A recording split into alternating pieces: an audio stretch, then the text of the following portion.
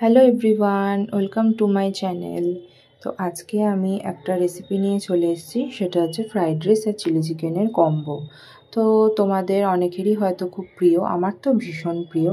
তো আমি কিভাবে বাড়িতে খুব সহজেই ফ্রাইড রাইস চিলি চিকেন বানিয়ে থাকি সেটাই তোমাদের আজকে শেয়ার করব। তো প্রথমেই আমি ফ্রাইড রাইসের চালটা তৈরি করে নেব। তার জন্য আমি এখানে চালটাকে জলের মধ্যে ভিজিয়ে রেখেছি আধ ঘন্টা মতো, যাতে চালটা খুব তাড়াতাড়ি সেদ্ধ হয়ে যায়। এখানে আমি বাসমতি চাল ইউজ করছি। আর এদিকে ফ্রাইড রাইসে দেওয়ার জন্য গাজর আর বিনস সেদ্ধ করে নিচ্ছি জলে খুব ভালোভাবে। আর এদিকে দেখো আমি এখানে চাল সেদ্ধ করব বলে জলও বসিয়ে দিয়েছি। আর এদিকে চিলি চিকেনের জন্য আমি এখানে আদা, রসুন আর লঙ্কার একটা পেস্ট করে নিয়েছি। আর এখানে দেখো এটাও চিলি চিকেনের জন্যই পেঁয়াজও কেটে রেখেছি, লঙ্কা, আদা, রসুন এগুলো সব কুচি করে রেখে দিয়েছি। আর এখানে আমি ক্যাপসিকাম আর ধনেপাতাও কেটে রেখে দিয়েছি। তো চলো মাংসটাকে আমি ততক্ষণ ম্যারিনেট করে নিই।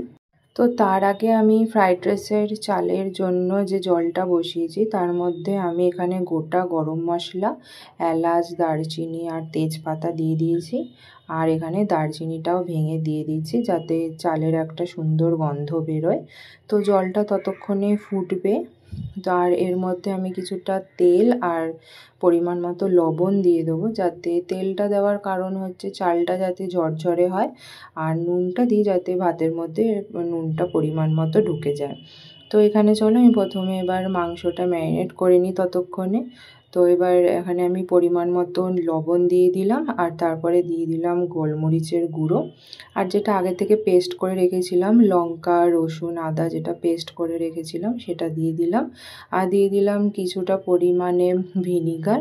আর দিয়ে দিলাম এখানে কর্নফ্লাওয়ার, অনেকটা পরিমাণে কর্নফ্লাওয়ারটা লাগবে। কর্নফ্লাওয়ার আর ময়দার পরিমাণটা বুঝে দেবে তোমরা। আর এখানে দেখুন আমি ডিম ফেটিয়েও দিয়ে দিলাম। একটা ডিমই আমি দিয়েছি কারণ এখানে আমি 500 মাংস ইউজ করছি, তাই এখানে একটা ডিম দিয়েছি। আর এখানে কিছুটা ময়দা দিয়ে দিলাম। তো এখানে দেখো ম্যারিনেট করে আমি এখানে রেখে দিয়েছি মাংসটাকে। এবার আমি মাংসটা ভেজে নেব। তো ওখানে গ্যাসের চুলাতে আমি কড়াই বসিয়ে দিয়েছি। কড়াইয়ের মধ্যে এবার আমি পরিমাণ মতো সাদা তেল দিয়ে দিচ্ছি, মানে রিফাইন্ড অয়েল দিয়ে দিচ্ছি। তো দেওয়ার পরে এবার এখানে আমি মাংসগুলো ভেজে নেব এক এক করে। তো লাল লাল করে খুব ভালোভাবে ভেজে নেব।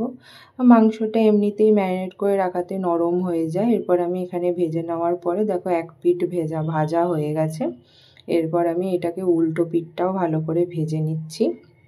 আর এখানে দেখো আমার জল কিন্তু অনেকটাই ফুটে গেছে।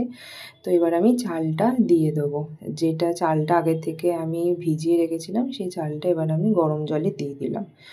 তো এখানে সব দেখো পকোড়াগুলো সব ভাজা কমপ্লিট। তো যারা যারা চিকেন পকোড়া খেতে চাও তারা এরমভাবেও করে খেতে পারো। এবার আমি চিলি চিকেনটা বানিয়ে নিচ্ছি।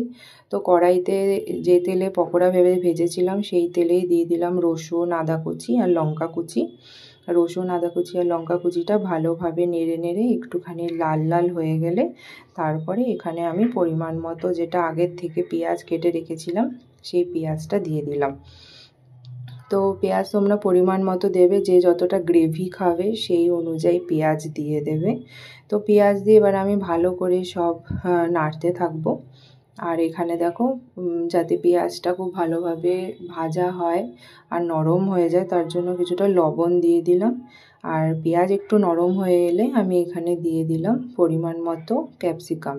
তো ক্যাপসিকাম আর পেঁয়াজ সব ভালো করে ভাজা হয়ে গেলে এবার এখানে আমি চিলি চিকেনগুলো দিয়ে দিলাম, মানে যেটা পকোড়া করে রেখেছিলাম সেটা দিয়ে দিলাম। এবার সব উপকরণের সাথে চিকেন পকোড়াগুলো ভালোভাবে নেড়ে চেড়ে নেব। আর আমি আগে থেকে একটা সস রেডি করে রেখেছিলাম, সেই সসটাও দিয়ে দিলাম। তো এর মধ্যে আমি টমেটো সস, চিলি সস আর সোয়া সস ব্যবহার করেছি। এটা এবারে আমি এখানে ভালোভাবে নেড়ে চেড়ে নেব। এবার সসের সাথে ভালোভাবে মাখো মাখো হলে জল টেনে এলেই রেডি হয়ে যাবে চিলি চিকেন। তো আমি এখানে লাস্টে কিছুটা ধনেপাতাও ব্যবহার করেছি। ধনেপাতা ব্যবহার করলে বেশ ভালো একটা গন্ধও ছাড়ে। তো দেখো আমার চিলি চিকেন পুরো রেডি। এইভাবেই আমি নামিয়ে নেব চিলি চিকেন, কারণ আর বেশি টানাবো না, গ্রেভিটা লাগবে। ফ্রাইড রাইস দিয়ে খেতে গেলে একটু গ্রেভি লাগে। তো এবার দেখো আমার এখানে চাল সেদ্ধ হয়ে গেছে। এবার আমি ফ্রাইড রাইসটা বানিয়ে নেব। তো তার জন্য আমি এখানে একটা কড়াইতে পরিমাণ মতো ঘি নিয়ে নিচ্ছি। তোমরা সাদা তেলেও করতে পারো, আমি সাদা তেল আর ঘি দুটোই ব্যবহার করেছি। তো ঘিটা একটু বেশি পরিমাণেই লাগবে, কারণ অনেকটাই ফ্রাইড রাইস হবে সে কারণে।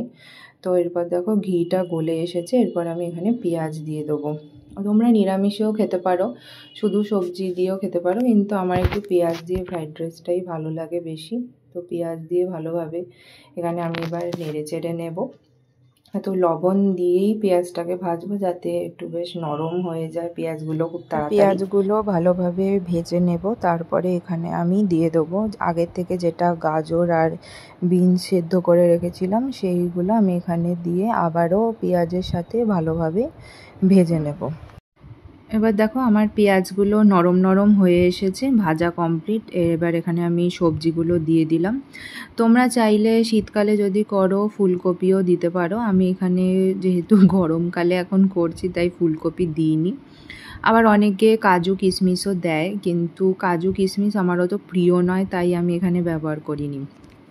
এবার এই সবজিগুলোর মধ্যে পরিমাণ মতো নুন দিয়ে দিলাম। এবার নুন দিয়ে সবজিগুলো ভালোভাবে ভাজা ভাজা হয়ে গেলে এবার আমি আগের থেকে যে সেদ্ধ করে চালটা রেখেছিলাম সেই চালটা এবার আমি এখানে দিয়ে দেবো। দেখো ভাতগুলো একদম শলা শলা হয়েছে।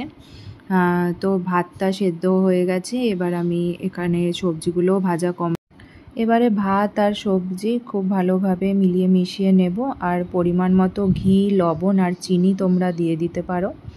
যে যেরকম মিষ্টি খাবে সে সেরকম অনুযায়ী চিনি দেবে। আমি এখানে বেশ পরিমাণ মোটামুটি ৫-৬ চামচের মতো চিনি ব্যবহার করেছি।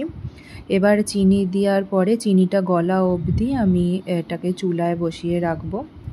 তো এবার দেখো আমার ফ্রাইড রাইস পুরো রেডি। এরমভাবেই সবজির সাথে মিশিয়ে নিয়েছি, আর ঘি দিয়ে দিয়েছিলাম, লবণও দিয়ে দিয়েছিলাম। আর একদিকে দেখো আমার চিলি চিকেনও পুরো রেডি হয়ে গেছে।